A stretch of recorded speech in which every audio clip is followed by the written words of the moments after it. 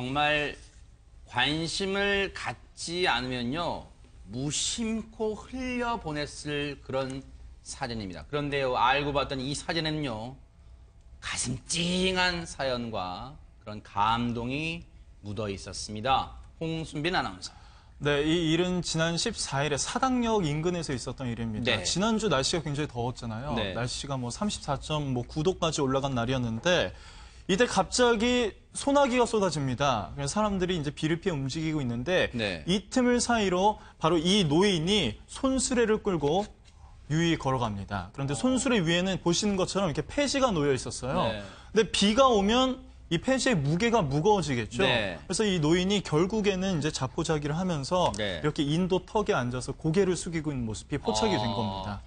지금 보면요. 요즘 이 날씨가 그렇잖아요. 시청자 여러분. 요즘 뭐 이제 폭염도 폭염이지만 이 더운 날씨 때문에 막 짜증내고 힘들어하다가 갑자기 벼랑간, 폭우, 요즘은 소나기란 표현도 부적절해요. 그냥 폭우가 물폭탄이 쏟아지는 그런 날씨가 막 오는데 저 때도 그랬나 봐요. 저 어르신께서 지금 보게 막 이 몸이 연약해 보이시잖아요. 이 폐지를 실은 이 수레를 가지고 가시다가 힘겹게 가시다가 폭우를 만나셨나 봐요.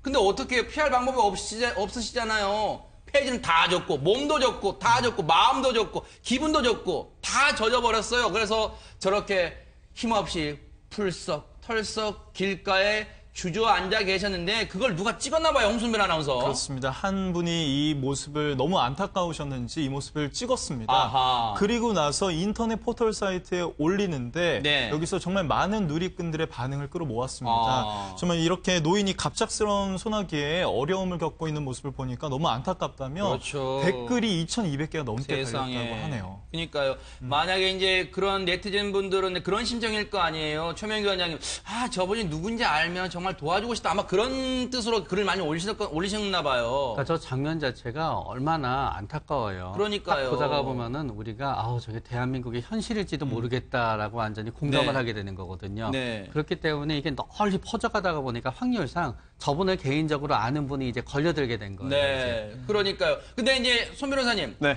그냥 저 사진이 저렇게 물론 원래 사진에는 저렇게 뿌옇게 얼굴 부분이 뿌옇게 되어 있지 않고 이제 보이긴 합니다만 얼핏 보이긴 합니다만 저렇게 그냥 우리 시청자분들 제가 만약 저 사진 봤다면 그냥 마음 좀 찡했지만 그냥 무심코 흘려갔을 그럴 사진 같아요. 그런데 여기에 놀라운 반전이 있었다면서요? 그렇습니다.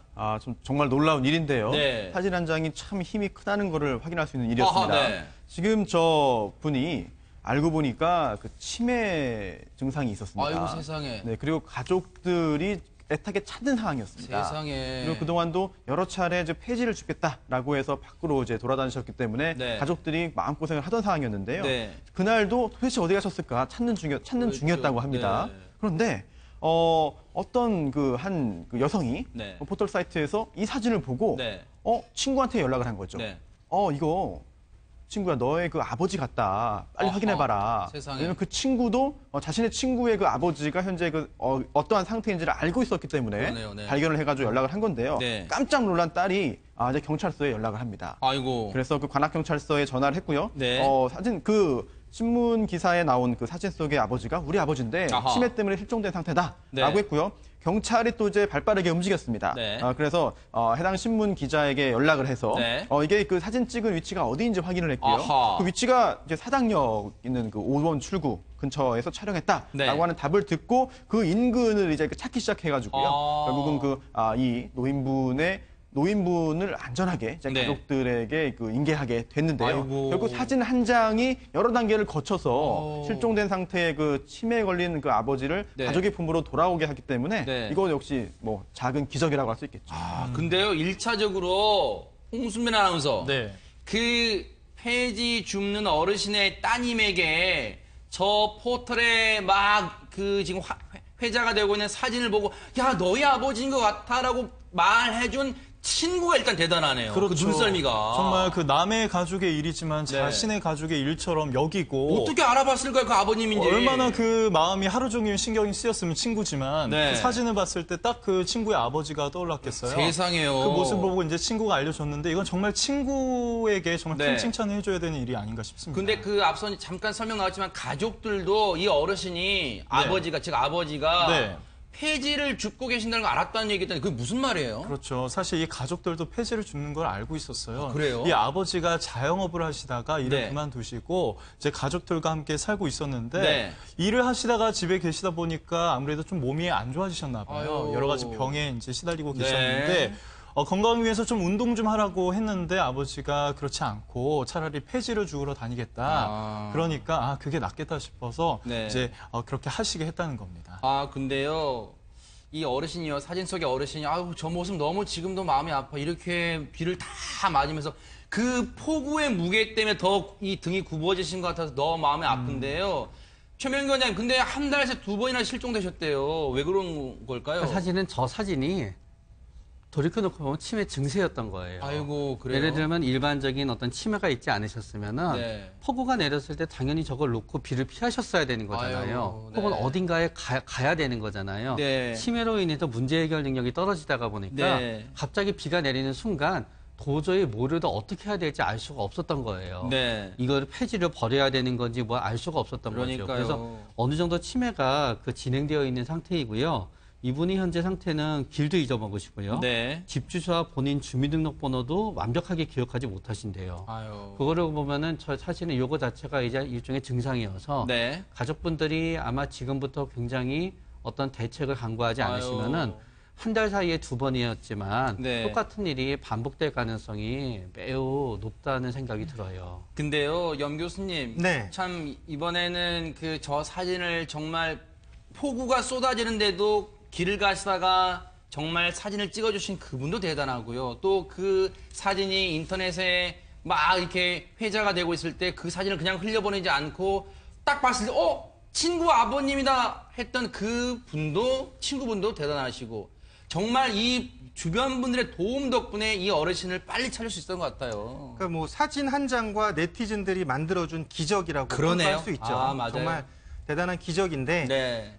사실 이제 치매 노인들 같은 경우는 가족들이 24시간 내내 옆에서 돌볼 수는 없거든요. 특히나 네. 뭐 최근에는 뭐 경제 활동을 하시고 이런 상황이고 세상에 보세요. 저런 식으로 폐지를 주우셨을 거 아니에요. 비가 오는데도 세상에 그렇죠. 비를 맞으시면서요. 다른 사람 다 우산 쓰고 가는데요. 네, 말씀하십시오. 네, 그래서 일단 뭐 경제적 이유 때문에 뭐 보호시설로 옮겨드리면 사실 네. 좋긴 한데 네네. 그렇지 못하고 가정에서 돌보는 경우들이 많거든요. 네. 그러면 24시간 내내 돌볼 수가 없는 상태에서 잠깐 한눈을 팔면은 이 치매 환자들은 없어지기가 일쑤예요. 아유, 네. 그래서 찾기가 굉장히 힘든 그런 상황이기 네. 때문에 치매 노인은 뭐 실종을 당하는 경우가 네. 굉장히 또 다반사입니다. 네. 그래서 이런 치매 노인들의 실종을 좀 방지하기 위한 대책들을 좀 강구하는 그러니까요. 부분도 필요해요. 그래서 네. 지금 뭐 그러니까 있는 그 몸의 신체에 지닐 수 있는 모든 표식을 다 지니시는 게 좋을 것 같아요. 이름표도 그렇고 네. 뭐 팔찌라든지 목걸이에 다 전화번호와 이름 네. 같은 것들을 좀 표기를 해서 네.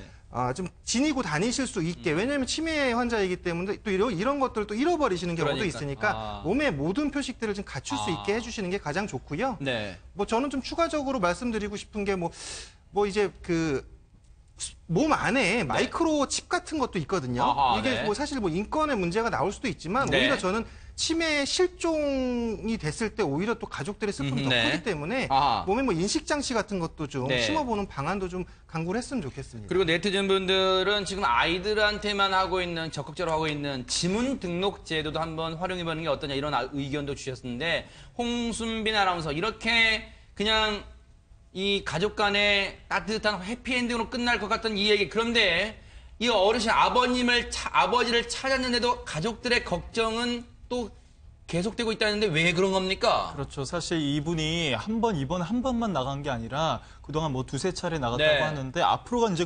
걱정인데 네. 무사히 아버지를 찾았지만 또 아버지가 또 밖으로 나가실 수가 있다는 아. 거죠. 그런데 그렇다고 가족들이 24시간 동안 아버지를 돌보기는 현실적으로 좀 힘든 부분이 네. 있고요. 그래서 이제 지자체에서 치매 환자를 보살펴주는 제도를 좀 알아봤는데 이 혜택을 받으려면 너무 많은 절차를 밟아야 한다고 아이고, 합니다. 세상에. 아유. 그래서 이런 게 이제 반복되지 않게 어느 대책을 강구해야 하는데 가족 입장에서 좀 난처한 상황이고요. 네. 또 한편으로는 이제 주변 사람들은 왜 가족이 돌보지 않냐 네. 이런 의견들을 계속 내니까 그러니까 가족 사정도 입장에서- 모르면 그런 비판할 수 있어요. 그렇죠. 가족들이 네. 다 챙길 수도 없는데 그런 얘기를 들으면 가족들 입장에서도 그러니까요. 우울증과 스트레스에 시달릴 수밖에 네. 없겠죠.